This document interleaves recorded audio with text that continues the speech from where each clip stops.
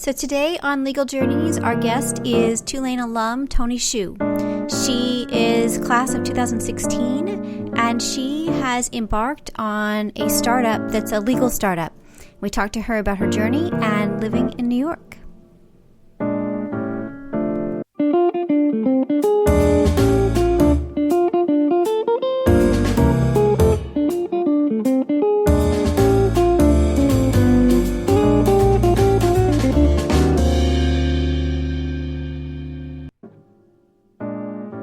So you're listening to Legal Journeys. I'm Elizabeth Townsend-Gard. I'm a law professor at Tulane University Law School. I'm also a LePage Faculty Fellow at the Business School and the Greenbaum Fellow at the Newcomb Institute.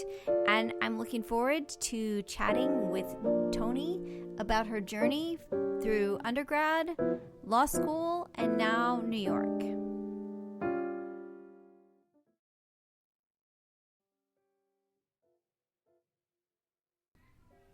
Hi, I'm Toni Xu. I'm calling from New York in the midst of the quarantine. Oh my goodness. And you are a Tulane Law grad. When did you graduate? I graduated 2016 in May. So and yeah. 4 years ago. Craziness. All right, so let's first get an update of living in New York.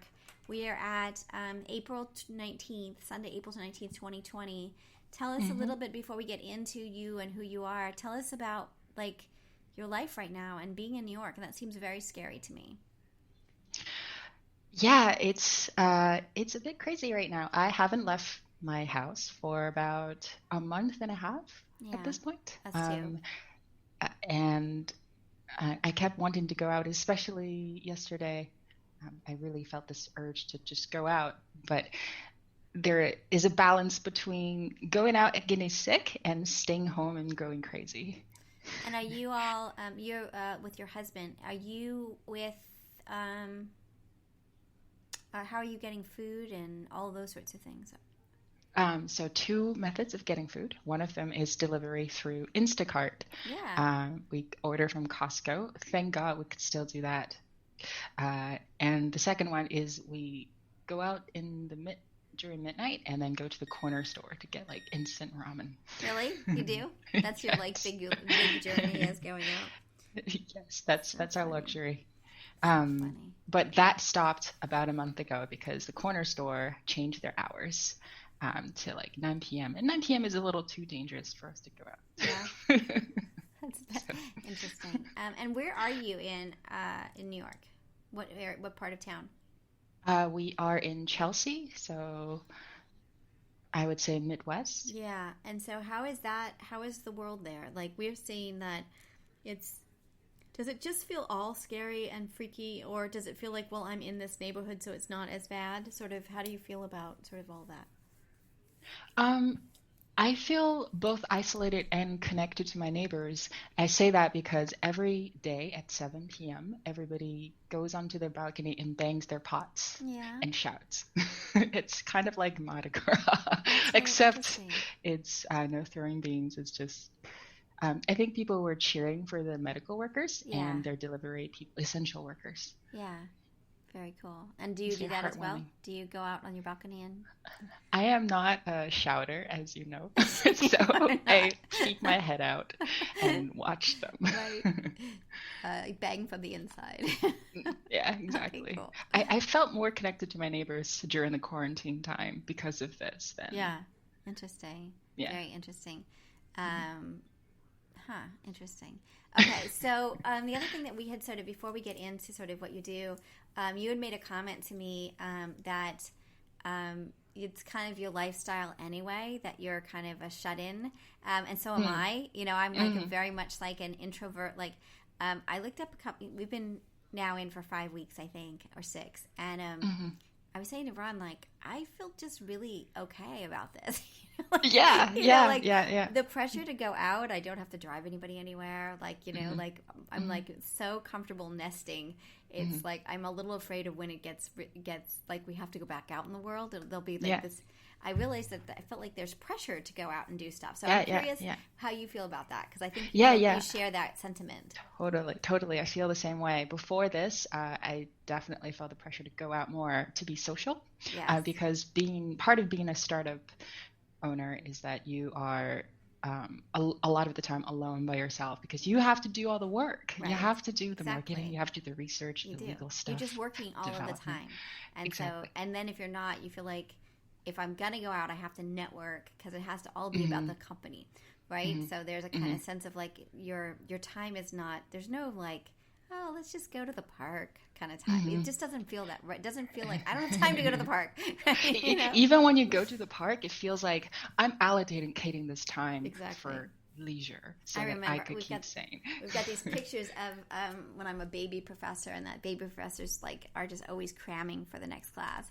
Of Sid, our kid, she's like 3 at the park, and Ron's playing with her. And every single picture I have a book, a law book, and I'm reading.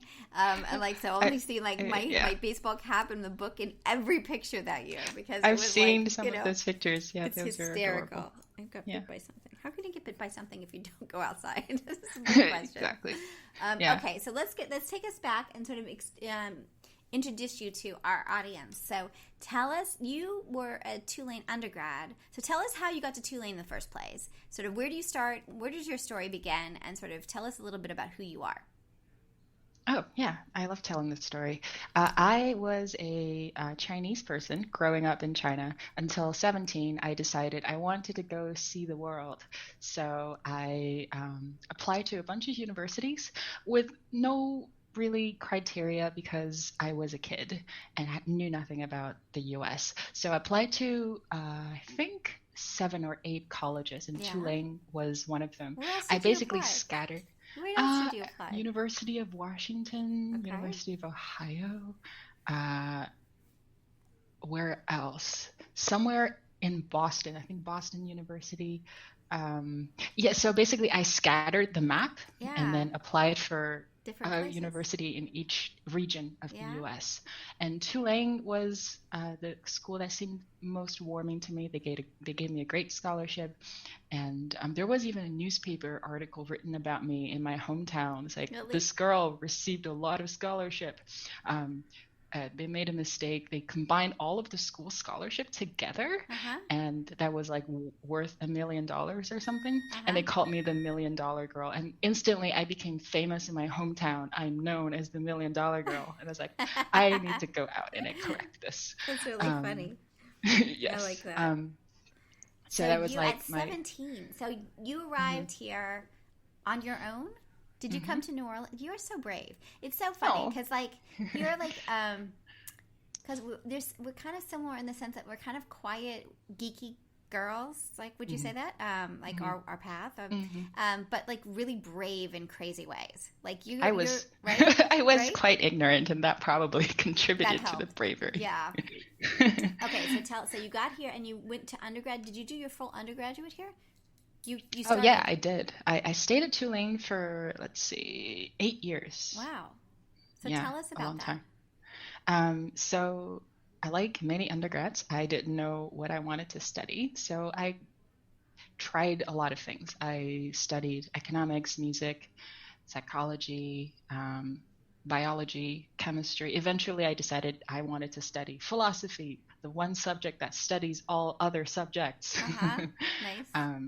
And I was hitting some career troubles, because even though I have language abilities and I like reading philosophy, it wasn't the most employable skill. Right.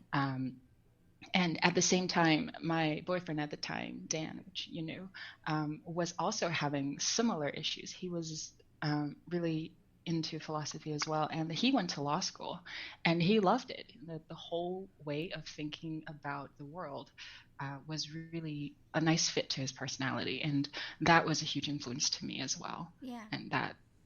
And then I went to law school as well. You did, right? You went to law school, and Dan, I got to know you because Dan was one of my research assistants on this ridiculous project, and you became one of them as well.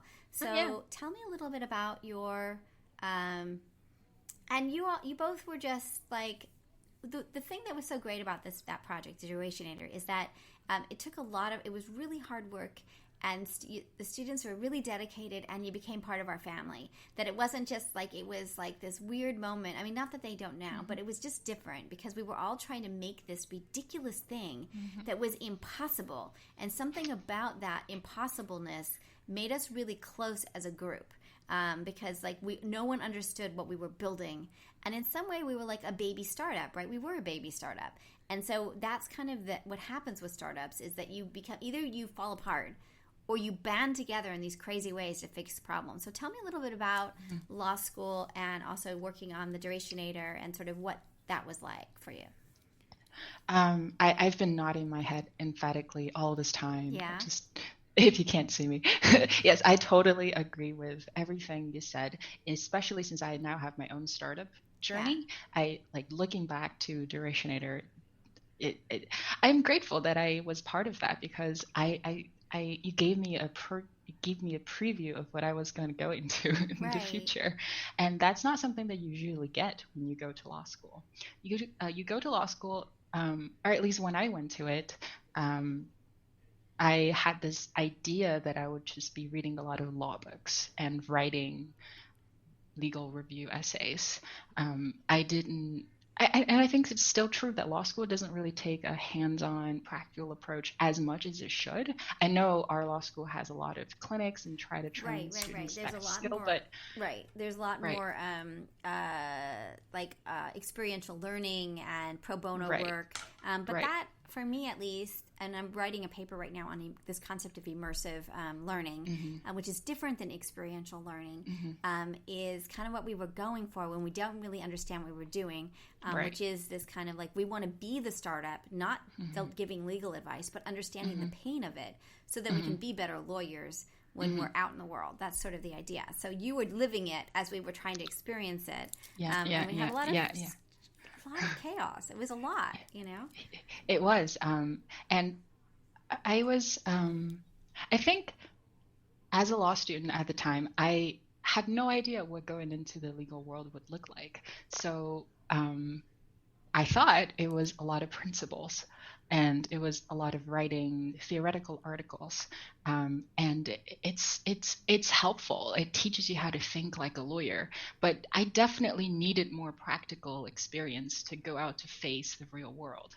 Like, I'll give you an example of one of my legal practice clients came to me because he had a house that's about to be foreclosed.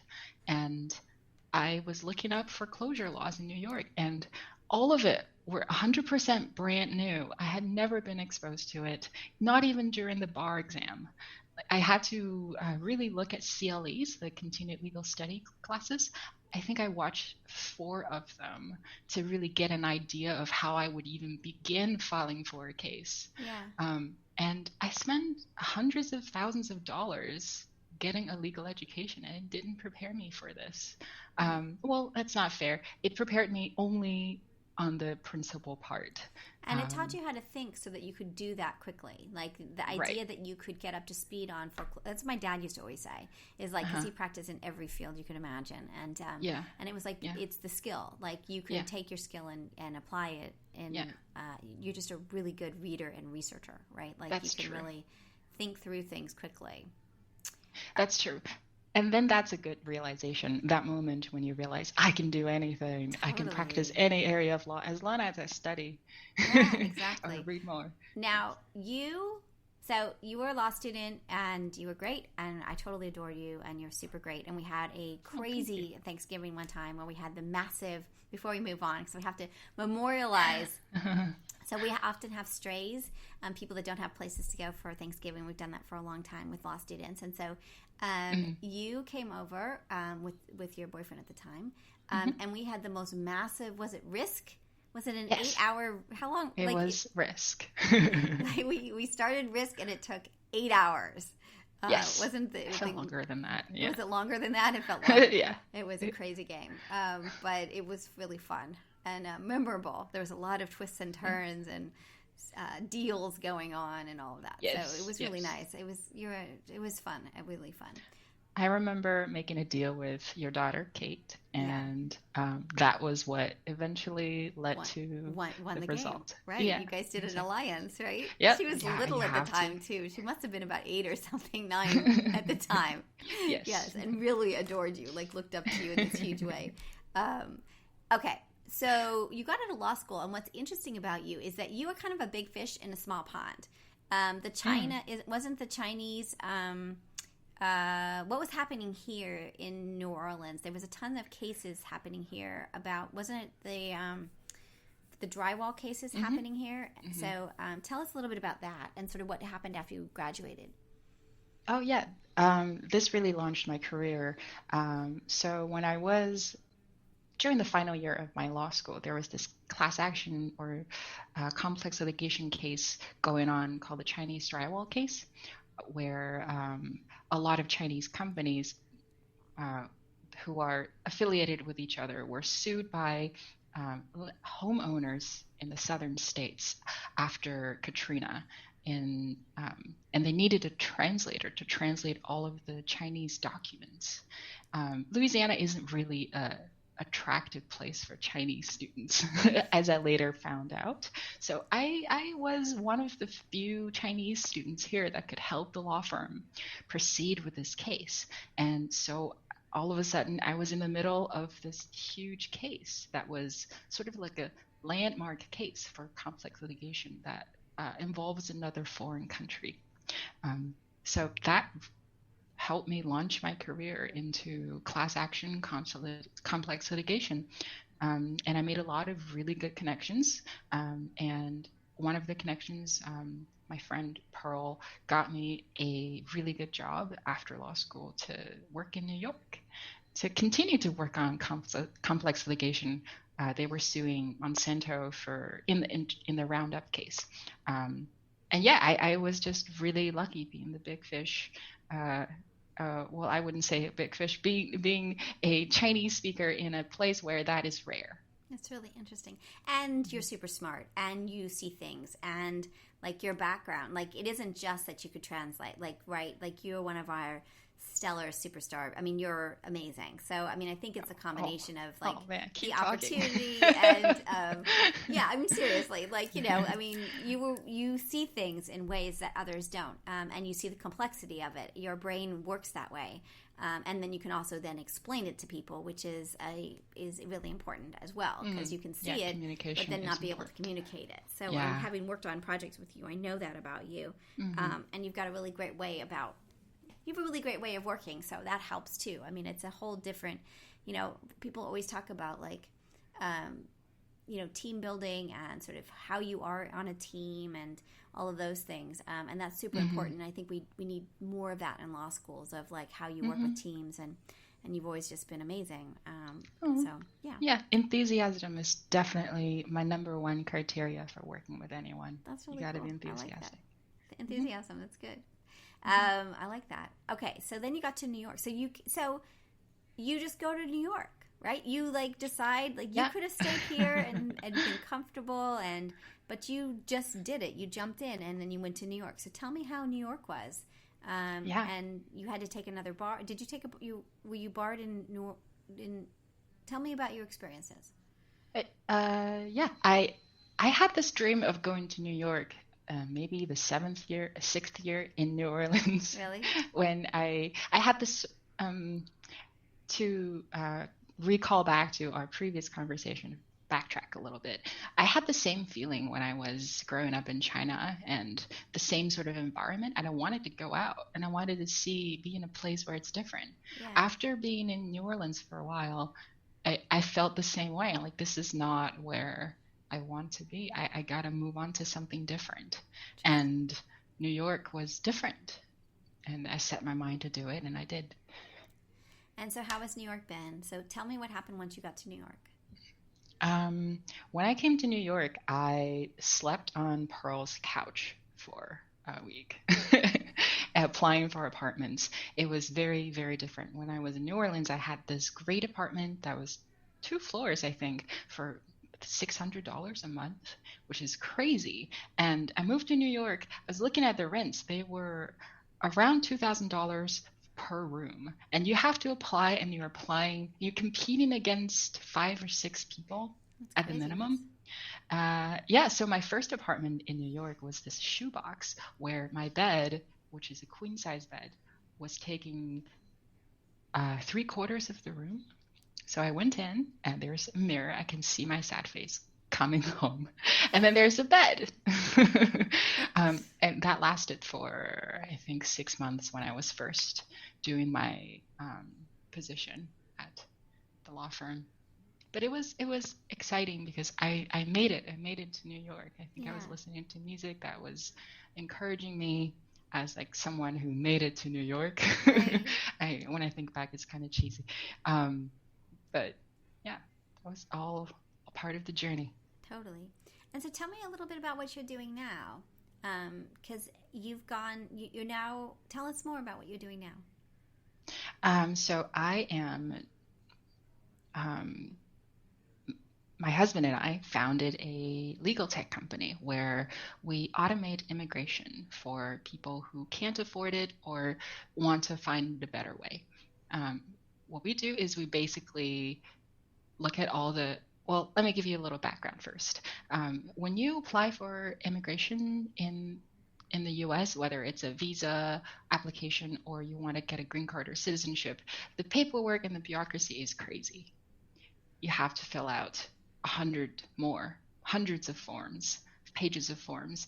I did my own immigration when I married to my husband, applied for green card. It was 270 pages of just PDF forms.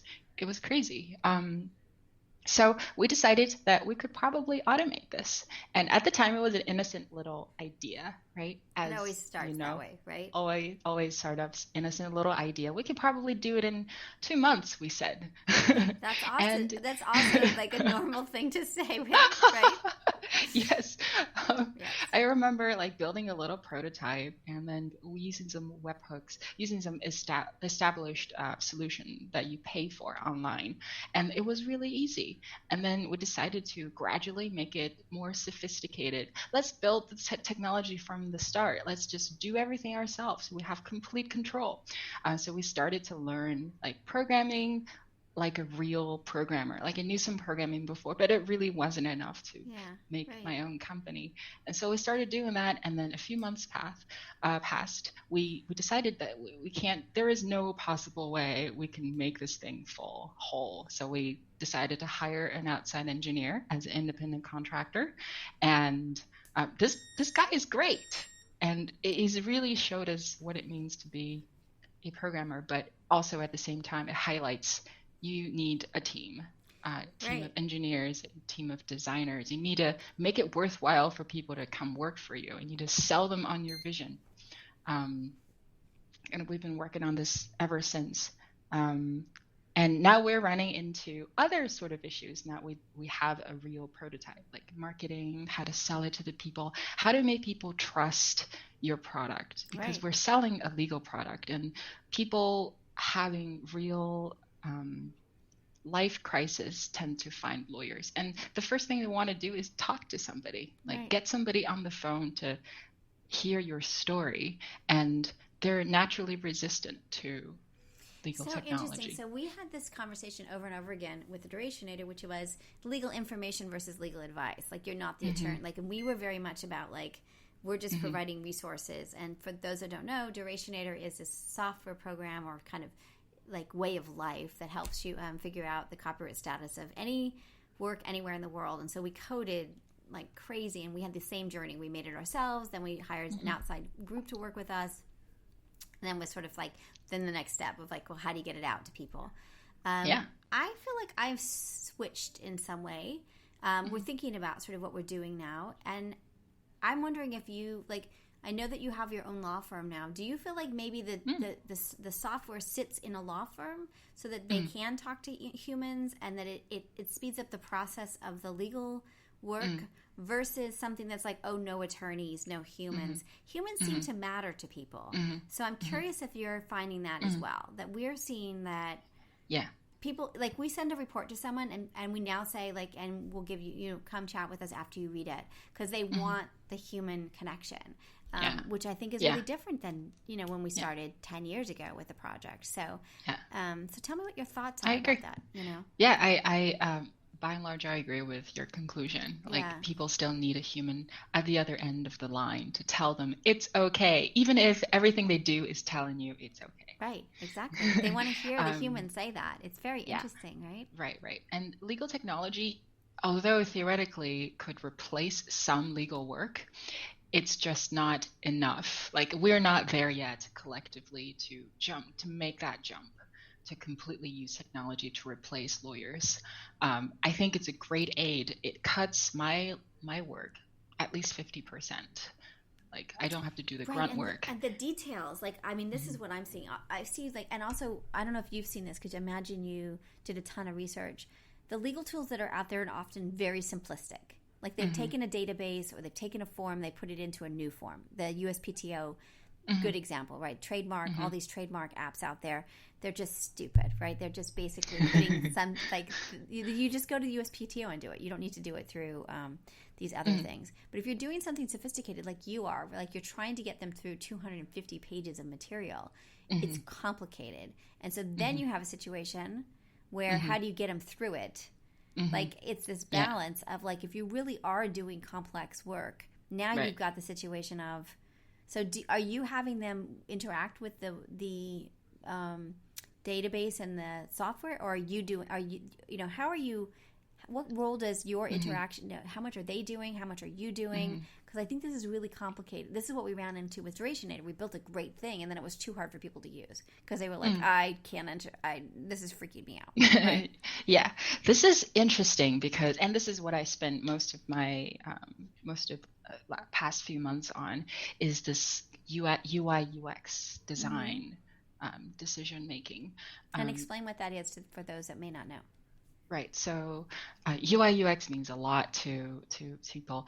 User interface, user experience is the full name for UI UX, and it sort of is this almost philosophical idea that what people use on the internet has to be humanly and has to be usable, and the design of elements on the web or on mobile of whatever people use has to be human.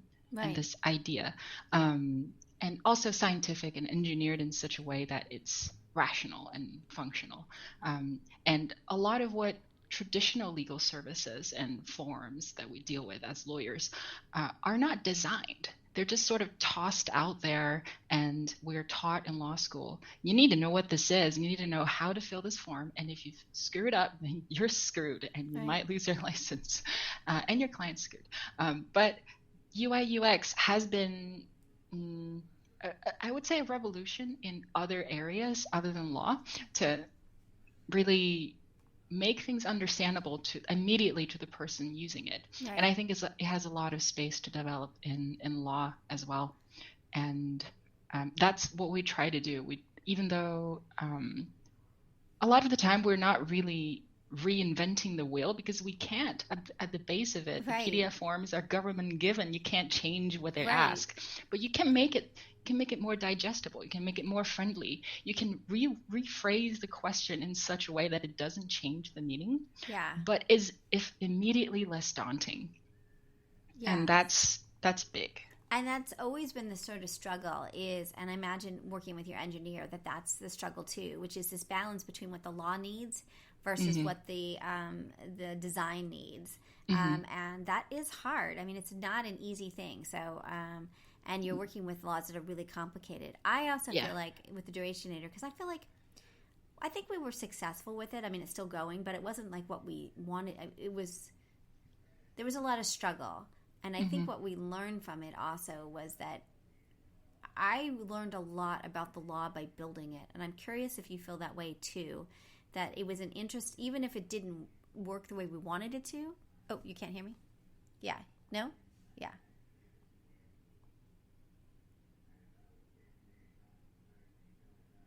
Can't hear you.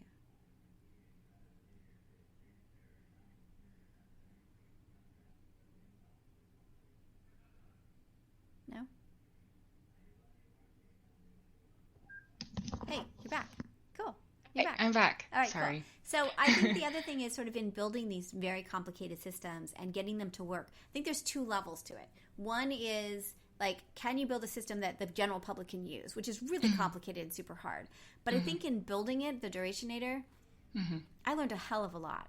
So I imagine that you feel like you know this law because you coding the law, and it means you have to really, really know it. I mean, not just like a little bit. And every possibility of like, well, if this happens and this, I mean, usually when you have a client, you just are doing like the problems that one client has, but now you're trying to anticipate every potential problem. And I'm curious how you feel about your legal knowledge. That seems to me marketable as well, right? And I don't know how to let people know that not only do you like, you know, all of it because you've had to code it, you know? Right. Yes. That's so right. So true. When you learn about a law, you sort of just read about it in the textbook, and you read the regulations published by the authority, like USCIS in my case, and you sort of just digest it. You, after reading it once, you think you know it, but it's a totally different story when you have to diagram it and make it a structure that not only you can understand, but the computer can understand. And then that's humans, a totally different game. Oh my gosh, it's you know, it's so funny because after coding so many, I mean, we coded every law in the world on copyright on like 3 elements. I remember. Right? Yeah, you remember well, right? It was a huge, ambitious project. Ridiculous. I can't believe you were doing it. Right, we didn't mean to do it, right? It just happened. But we would look at new legislation and it was like, well, why aren't they coding this? Because once you sort of recognize that the decision tree, there's no decision, like when you code it, you recognize where the holes are in the law because you're like, well, where does that part go, right? Like there's moments where you're like... Logic is immediately obvious in front of you. Right, it's immediate, right? Where you're like, well, we don't know because it doesn't go, like, you know, there's these leaps. So so that's interesting. The other thing I think I'm curious about is with copyright, at least, a lot of it was straightforward because we were doing with duration. We weren't doing, but then we got into fair use and other things that were more decision tree kind of things. How much of immigration law is straightforward, like duration, versus like making choices? And how are you dealing with that part? A lot of it is straightforward. Government has laws on how much you get to stay, like grace period, or like what is your status, like what do you do when you're out of status, or like if you get a felony charge, then you're immediately in trouble. Like those kind of edge cases are really clear, but the subtlety also, there is a lot of subtlety. And in those cases, our strategy sort of is a cop-out strategy, is have a button and say, talk to a lawyer. You need to talk to a lawyer. Because we can't give them final answers on those issues where it's still ambiguous. But luckily, most of the cases are... most people, when they come to us, they have a repeatable fact pattern that we can just use our software for. But every case has a nuance, and those nuances are really what lawyers are trained to be flexible on, and that's it's harder for the software programming to predict. The other thing that we found with Durationator over now the years that we've been using it is there is a very finite set of material that people ask us for over and over again. Like it would have taken us 5 months to do that part. It took us 10 years. Like nobody's asked us for Mongolia, right? So I imagine that you're finding that too. And then every once in a while, someone asks a question, and I'm like, oh my gosh, I'm so excited that we've already coded that. Like, you know what I mean? Like we got ad interim, which is a very, you know. So do you feel that way as well? That did you do a minimum viable product of just the key elements, or were you trying to map all of it, or sort of what was your strategy? Yeah. My strategies have evolved throughout the year, and this is for several reasons. One of them is I realized the importance of user testing before. This is one of those concepts that get drilled into you after you make a company. You can't really know what the right product to build is without user testing first. And there are principles of user testing that you learn as a startup person. there's also the fact that I have an advantage in this field, and then I know this. I am an immigrant. I have gone through pretty much all of the visas. Well, not all of the visas. A lot of the common ones, and then applied for a green card, etc. So I know from firsthand what an immigrant want in this sort of space. So know your users, and then know user testing principles. It's really interesting. Yeah. And so tell me, you have, if people are listening and they want to connect with you, are you up and running, or how can they connect to you? And also, I think you've started a law firm. Have you started a law firm? Oh, yeah. I have started a law firm recently, and this is relating to what we were talking about again. We really needed a portal for people to talk to. We needed a lawyer for people to, like, when they run into an issue with this startup, they have to be able to reach somebody and say, hey, I want a lawyer. And your software is useful, but my situation is unique. And they want to talk. And that's part of what the law firm is. Like, we're there to take care of the edge cases. Our platform is called Immingo. It's sort of the play on word on Immigration Go. Also, okay, so tell me about, spell it for people so they know. Oh, it's IMMINGO.com.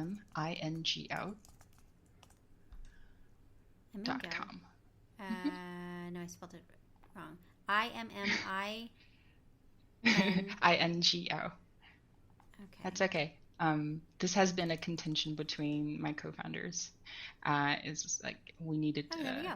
Yeah, simple immigration solutions for people who dislike hassle. Like it. Yes. Nice. Thank you. Awesome. And you can do, check eligibility for 3 of them, H-1B, asylum, and O-1. Right. That's great. O-1 is still...